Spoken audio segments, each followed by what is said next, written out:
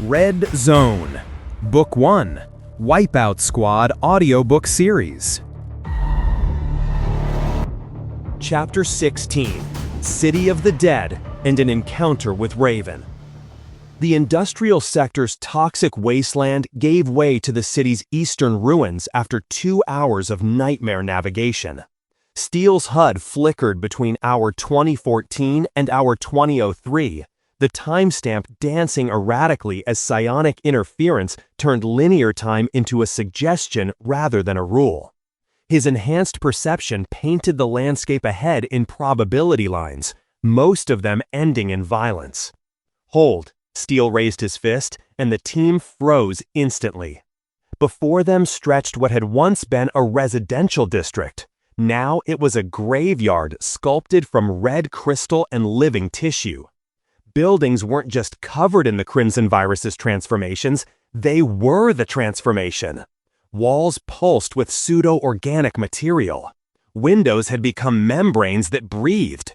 Streets were veins carrying flows of biomass from structure to structure, creating a city-wide circulatory system.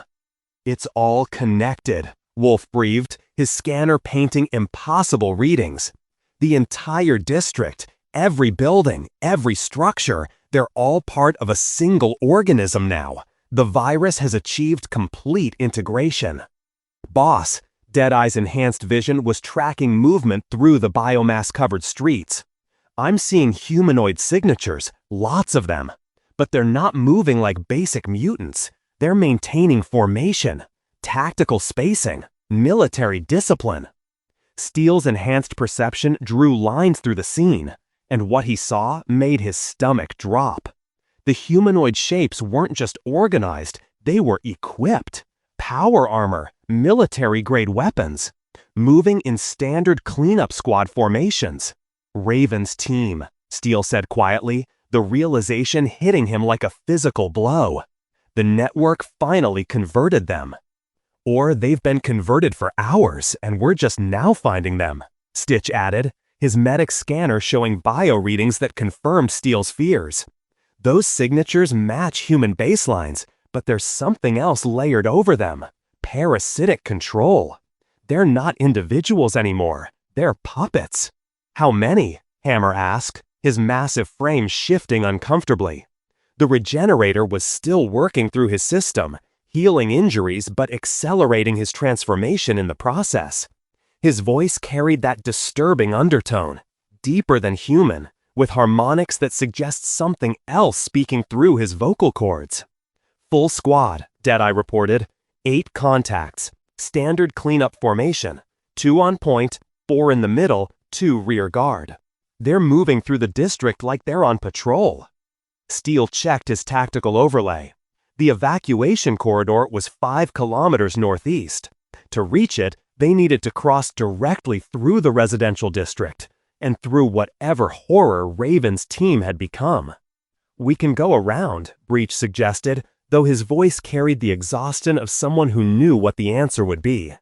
"Add maybe 3 clicks to our march, skirt the district entirely." "No time," Steel replied, checking his chronometer.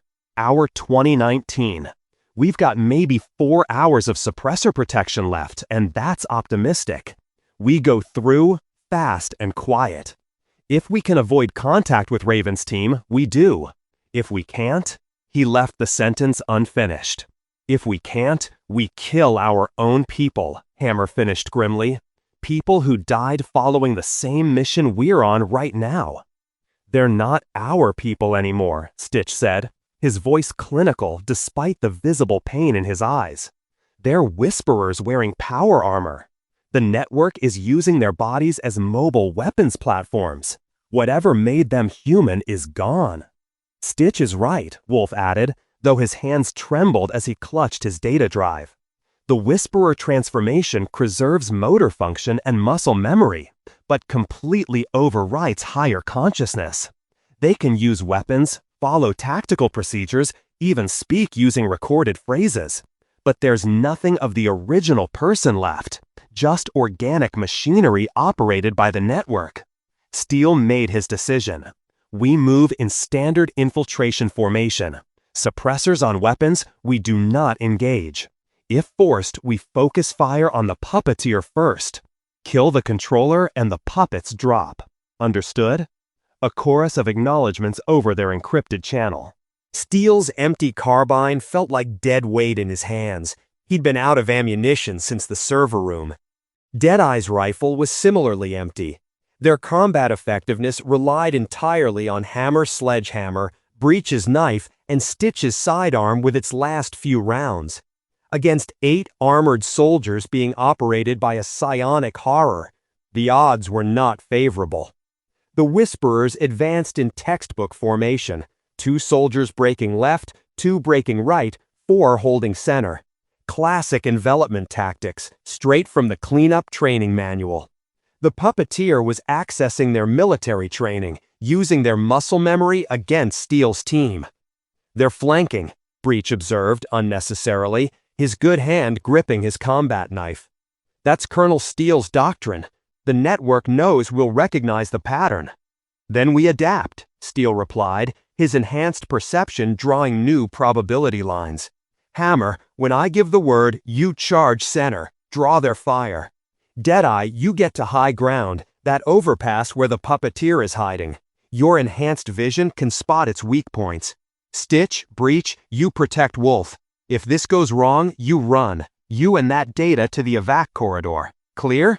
"Boss," Stitch started to protest. "That's an order, Stitch. Wolf's data is the mission. We're just the delivery system." Before anyone could respond, one of the Whisperers spoke. The voice was Lieutenant Raven's, perfect replication, down to the slight accent from her frontier colony upbringing. "Cleanup Squad Alpha, identify yourselves. We're on patrol and haven't seen other survivors in this sector." The mechanical quality was there beneath the words, but the voice itself was flawless. Steele felt his chest tighten. He'd served with Raven on 3 previous missions, knew her voice, her mannerisms, her way of moving. And now the network was using her like a recording, playing back phrases it had harvested from her dying moments. "Don't respond," Wolf urged quietly. "Any communication gives the puppeteer more data about your voice patterns, your psychology. It's probing for weakness." The Whisperer wearing Raven's body tilted its head at an angle that was wrong, too far, too mechanical. When it spoke again, the voice had changed. Now it was Raven's daughter, a child Steele had never met, but whose photo Raven carried in her armor. "Daddy will come back a hero. That's what Monty says. You're going to come home, aren't you, Daddy?" "Jesus Christ," Breach whispered, his face pale behind his faceplate. "It's using her daughter's voice.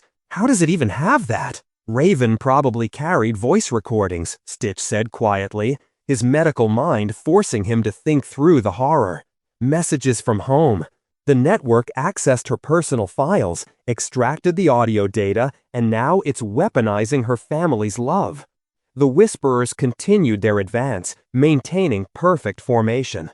30 meters away now. 25. Steele's enhanced perception showed him the exact moment when stealth would fail and violence would become inevitable. "On my mark," Steele said, his hand moving to a hand signal that would trigger their desperate attack. "Hammer." That's when he saw it. On the lead Whisperer's shoulder guard, Lieutenant Raven's actual armor, there was a scar, a distinctive gouge in the ceramic coating, triangular in shape, that Steele himself had witnessed being created during the Hadrian 9 campaign. Raven had taken a crawler's claw strike meant for Steele, and the mark had been her badge of honor ever since. That scar made it real, made it undeniable. This wasn't just a Whisperer in stolen armor. This was Lieutenant Sarah Raven's actual body, operated like a puppet, her consciousness long since consumed by the network. "Steele?" Hammer's voice pulled him back to the moment. "Boss, they're 15 meters out. We need to move." Steele's enhanced mind made the calculation. They couldn't avoid this, couldn't run, couldn't negotiate. The only path forward was through people who had been their allies. "Mark," Steele said quietly. "Execute." Hammer charged with a roar that shook the biomass-covered walls. His massive frame smashed into the Whisperer center formation, his sledgehammer already swinging. The blow caught Raven's body center mass, the kinetic force enough to send her flying backward. She hit the ground hard, but was already rising, the puppeteer's control overriding pain, overriding damage, overriding everything. Deadeye sprinted for the overpass, his enhanced reflexes carrying him up a pile of rubble faster than human agility should allow. Steele and the others opened fire, not on the Whisperers, but on the puppeteer above. The creature shrieked as rounds found its pale flesh, but its nerve tendrils remained connected to the Whisperers, maintaining control even as it bled black ichor from a dozen wounds. The Whisperers attacked with coordinated precision. They moved as one organism, their weapons tracking targets with shared targeting data. One raised a carbine. Toward Stitch, Steele threw himself in front of the shot. His ceramic armor caught the rounds, denting inward but holding. He felt the kinetic impacts drive the air from his lungs, but kept moving, tackling the Whisperer and bearing it to the ground. Up close, he could see Raven's face behind the cracked faceplate. Her eyes were open but empty, moving independently like a chameleon's. Her mouth worked soundlessly, trying to form words that the puppeteer hadn't programmed into her yet.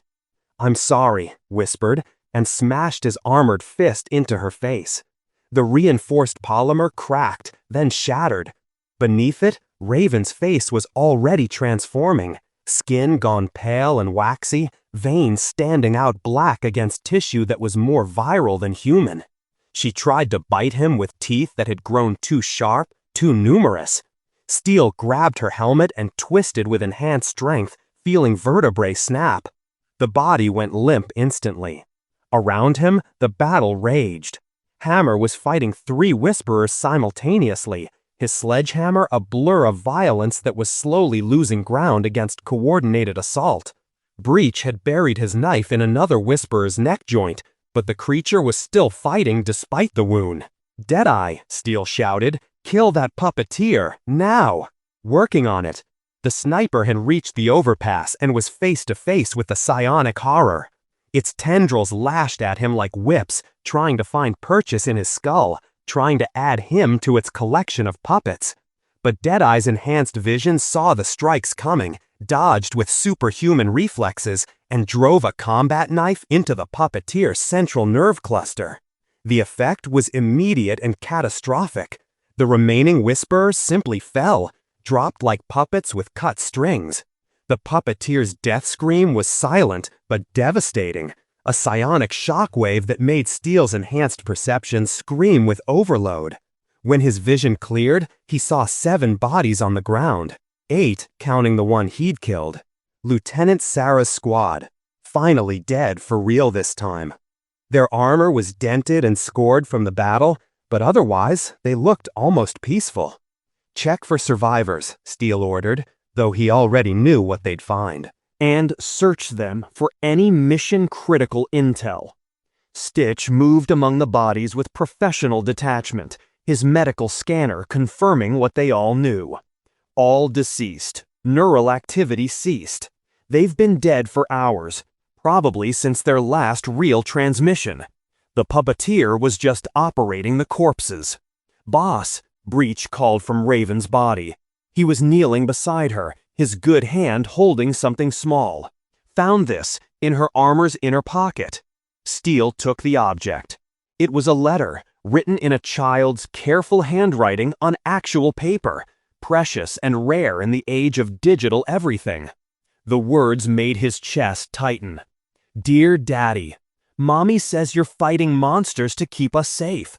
She says you're a hero and that you'll come home soon. I drew you a picture of our family. It's me and Mommy and you, and we're all smiling because the monsters are gone. Please come home safe. I miss you. Love, Sarah Jr." The drawing was attached, stick figures rendered in bright colors, depicting a world where heroes came home and families stayed together. "Stitch," Steele handed the letter to his medic. "Take this. When we get back to command, find out if Raven's family is still alive. If they are, make sure they know she died fighting, that she never stopped trying to come home. Stitch took the letter with trembling hands, carefully folding it and placing it in his medical kit's waterproof section. "Will do, Oss. She deserves that much." A sound cut through the moment, the familiar scrape of claws on biomass. Steele's enhanced hearing tracked it, coming from underground, directly beneath their position. "Tormentors," Wolf said urgently, his scanner showing seismic activity spiking. "They're digging tunnels under us, multiple contacts. They're going to attack from below." Steele's tactical overlay painted the threat. Tormentors were ambush predators that used acid saliva to dig through concrete and steel, emerging beneath enemy positions to strike from unexpected angles. And the network knew their location, knew they were stationary, knew this was the perfect moment to attack. "Move!" Steele grabbed Wolf and started running northeast, toward the evacuation corridor. "They're trying to box us in. Everyone, sprint! Don't stop for anything!" The ground beneath them erupted. A tormentor burst through the biomass-covered pavement, its serpentine body easily 3 meters long, covered in chitinous plates that gleamed with acid residue. Hammer met it head-on. His sledgehammer came down on the creature's skull with enough force to crack chitin, but the tormentor's body coiled around his legs, pulling him down. More tormentors erupted from nearby streets. 4, 5, 6 of them, all converging on the team with coordinated precision. "They're everywhere," Breach shouted, his knife flashing as he carved into a tormentor that tried to grab Stitch. "This is a coordinated assault. They waited until we killed the Whisperers to spring the trap." Steele's enhanced perception confirmed it. The network had used Raven's squad as bait, drawing them into position where tormentors could attack from below while they were distracted. Classic multi-vector assault, exactly the kind of tactic Colonel Steele had pioneered on Hadrian 9. Smoke.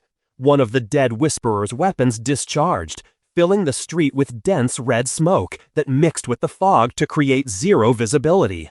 Steele's enhanced vision struggled to penetrate it, seeing only thermal signatures that could be friend or enemy. "False retreat," Deadeye's voice came over comms. "The tormentors are pulling back. They're trying to make us think we're winning, so we'll pursue into another kill zone." More advanced tactics. The network was learning, adapting, using everything the Colonel had taught it and everything it had observed from Steele's team. They were fighting an enemy that knew their doctrine better than they did. "Northeast," Steele ordered, firing blind into the smoke. "Break through. Don't let them box us in." They ran through chaos, visibility zero, thermal signatures everywhere, the ground beneath them uncertain as more tunnels collapse. Steele's enhanced perception drew probability lines through the madness, finding the path that led to fewer deaths, lower casualties, better odds. A tormentor burst from the smoke directly in front of him. Steele's empty carbine came up reflexively, the weapon useless without ammunition. The creature's mouth opened, acid dripping from concentric rings of teeth, close that Steele could smell the chemical stench of its saliva. Hammer's sledgehammer came from nowhere, crushing the tormentor's skull from the side. "Still got your back, boss." The big man's voice carried that disturbing undertone stronger now, his transformation accelerating with each use of his regenerator-enhanced strength. They broke clear of the smoke into a section of street where the red fog was thinner. Behind them, the tormentors weren't pursuing. They'd accomplished their mission, inflicting casualties and forcing the team to burn precious time and energy escaping. "Head count," Steele demanded. "Sound off." "Deadeye, green. Hammer, green. Mostly. Breach, green. This shoulder's never going to be the same, but I'm mobile. Stitch here. Wolf's with me. We're both intact." Steele checked his HUD-U. Hour 2047. Then it jumped. Hour 2052. Forward, hour 2044. The psionic interference was worse than ever, reality itself fracturing under the weight of the Queen's effect. Time was becoming meaningless, just another casualty in this war against extinction. 3 Killicks to evac, Steele announced, pulling up his tactical map. "We're in the home stretch. But expect more of this. Coordinated tactics, false retreats, ambushes from unexpected vectors. The network is using everything we know against us. How do we fight that? Breach asked, cradling his shoulder. We don't, Steele replied grimly. We survive it. We keep moving, keep adapting, keep doing the one thing the Colonel's tactical doctrine never fully prepared for. Pure, stubborn refusal to die. That's our edge. Not training, not doctrine, just the human capacity to endure hell and keep walking. In the distance, through the red fog, Steele could see lights. The evacuation corridor's beacon, still active, still promising salvation if they could just reach it. 3 kilometers. Less than an hour's march under normal circumstances. But there was nothing normal about Caro 7 anymore. They moved out, leaving Lieutenant Raven's body and those of her squad behind. Somewhere in Steele's armor, tucked safely in Stitch's medical kit, a child's letter waited to tell a story of heroism that might help a family grieve. Steele's HUD settled on hour 2058. Approximately 3 hours of suppressor protection remained. 3 kilometers to safety. And an entire planet's worth of networked intelligence between them and extraction, using every tactic humanity had ever developed, coordinated by the consciousness of their greatest military hero. Keep moving, Steele ordered, his enhanced perception already mapping threats ahead. We're almost home. Behind them, in the smoke and chaos of the residential district, the biomass streets absorbed the blood and itcher from their battle, feeding it into the citywide organism, giving the network more data, more understanding, more ammunition for the next engagement. The war for Caro 7 was lost. The war for humanity's soul continued, and the clock kept ticking down. Thank you for listening. New chapters will be released daily on the channel. This audio material was produced exclusively for the Section 56 channel. All rights reserved.